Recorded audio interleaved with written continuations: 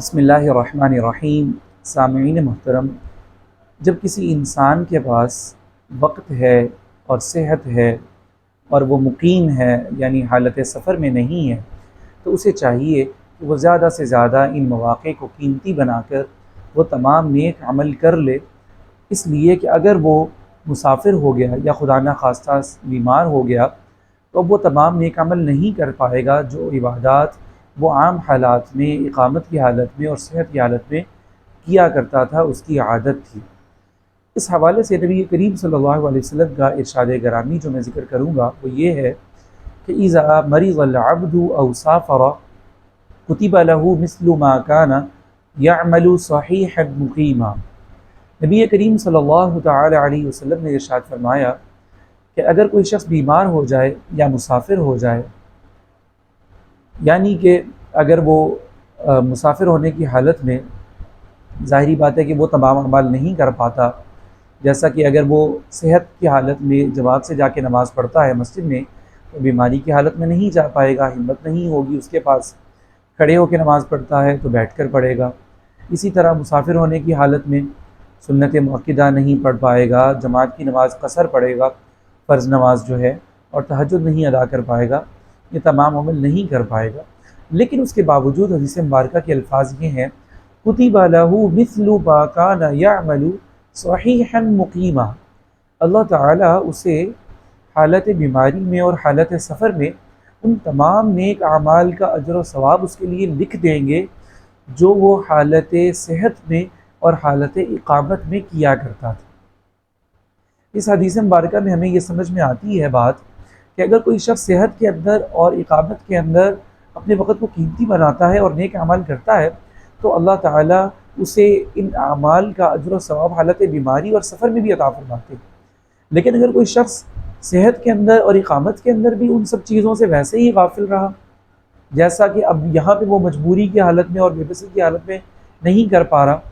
وہ صحت میں بھی نمازوں سے ایسے ہی غافل تھا، ایسے ہی نیک اعمال سے غافل تھا، جیسا کہ بیماری میں مجبور اور لاچار ہوا پڑا ہے، پھر اس کے لیے اور سفر کی حالت میں اگر اس سے اب نمازیں چھوٹ رہی ہیں اور وہ پہلے بھی ان کا خیال نہیں کرتا تھا تو پھر اسے کوئی مخصوص اجر و ثواب نہیں ملے گا۔ لیکن یہ اللہ تعالیٰ کی رحمت کی وسعت ہے اور شریعت مبارکہ سے ہمیں یہ بات سمجھ میں آتی ہے کہ اگر کوئی شخص نیک نیت اور عزم اس چیز کا رکھتا ہے، ارادہ کرتا ہے کہ اگر اللہ تعالیٰ نے اسے صحت عطا فرمائی ہے، اسے وقت دیا ہے تو وہ اسے غنیمت بنا کے ان نیک اعمال کو کرے گا تو پھر ان حالات میں اللہ تعالیٰ اس کے لیے پورا اجر و ثواب اور نیکی اسے عطا فرمائیں گے۔ اور ہمیں یہاں سے اس کی مثال بھی ہمارے سامنے ہے، جیسا کہ کچھ عرصہ پہلے کرونا کی وبا پوری دنیا میں پھیل گئی تھی، اس میں ہم نے دیکھا کہ جماعت کی نماز کا اہتمام ویسا نہیں ہو پا رہا تھا جیسا ہم اس سے پہلے کیا کرتے تھے۔ جمعہ کے اندر محدود ہو گیا،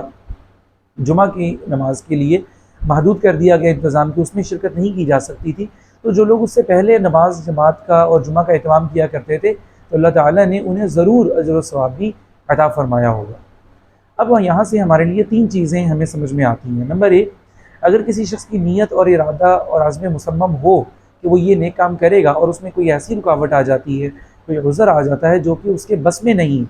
تو اللہ تعالیٰ اس عذر کی وجہ سے اس کے لیے پورا اجر و ثواب اس کو عطا فرمائیں گے۔